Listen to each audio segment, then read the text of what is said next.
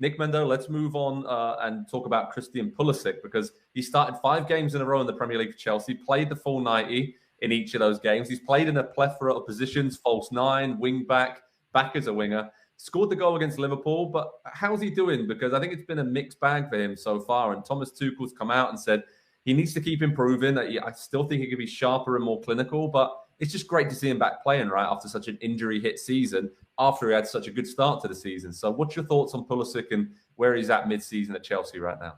Well, it's funny because if you asked me specifically about Daryl Dike, I would tell you I'm excited that this guy's going to a coach who knows him and wants him and is going to put him in a high-profile situation. But the opposite seems to be true. I feel like Tuchel has graded Christian Pulisic on a curve, and not a good curve. It's, I know this guy. I helped give him his start. And listen, I think he's a very good player who is almost constantly being used in his non-preferred position, and that's fine, but you should be grading him on a different kind of curve than, what he's doing for what we are asking him to do. I think what's fortunate is he has reached a point, because of what we've seen with the United States men's national team over the years, that I'm not worried about how he's going to produce for the U.S. when he puts that shirt on anymore. But whether or not he's going to end up being so frustrated from not necessarily his treatment at Chelsea, but he is in his prime now. He's 23 years old. There's an argument that he's going to get, better over the next year and a half, but he's in that prime, you would call it, for an attacking player. And I just want to see him used in a similar fashion to what he's being used at for the U.S. So I'm glad he's being used. I'm glad that he's healthy.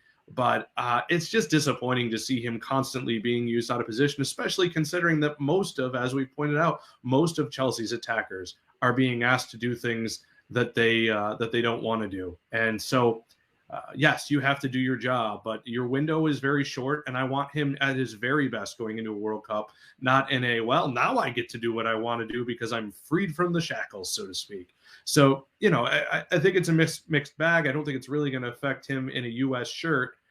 I just wish he was being optimized.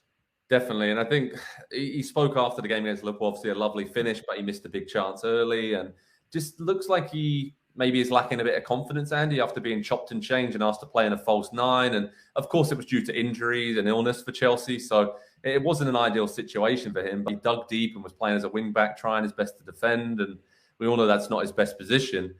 But the point Nick just made there about him being optimized and playing in the right, is there a discussion here that maybe Pulisic should be, maybe not in January, but in the summer, looking at maybe moving on elsewhere to say, you know what, it's been good at Chelsea, but I need to go somewhere where I am the main man and I'm not just playing backup to Mason Mount or other forwards at Chelsea. So are we getting ahead of ourselves there, or should we just be happy that he's been playing regularly in the Premier League?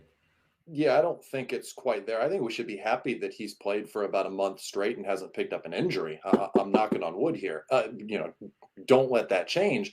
But he appears to have found, just have healed fully. And I think that's something that he's probably not done a ton, because players are constantly rushing to get back as soon as they can, maybe a week or a game a little bit too early. In a previous segment this week, we talked about Romelu Lukaku and Thomas Tuchel and how it's Tuchel's team and he should have the authority and he can do whatever he wants.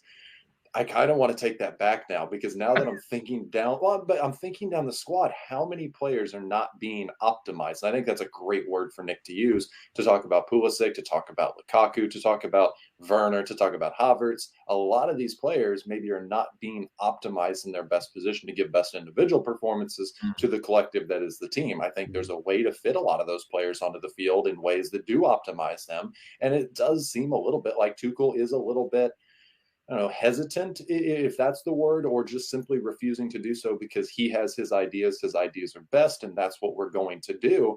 There's a lot of really talented, really expensive players at Chelsea, and none of them are being played quite exactly how you would think that's what this player does best, and Christian Pulisic is one of them. So Tuchel, maybe clear off the tactics board and just put something completely new up there. Maybe throw them up there and see where the magnets land on the board, and wherever they land, that's what we're going to. It does seem, though, like he's making it a little bit more difficult than it needs to be tactically, but also with the man management, the situations, and the unhappiness that he's creating within that team.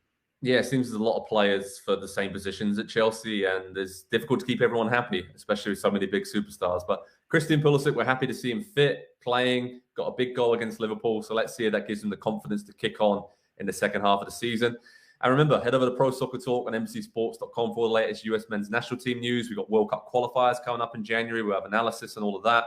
We'll have power rankings of the player pool and who sits where throughout 2022. Because even though we're at the start of the year, this is a World Cup year, lads. And with our partners at Telemundo, Spanish language partners, they'll have all of the live streams and ability to watch those games. So we're really looking forward to what will be a huge World Cup. Fingers crossed the US will be there, and fingers crossed Pulisic and co will have a very good competition.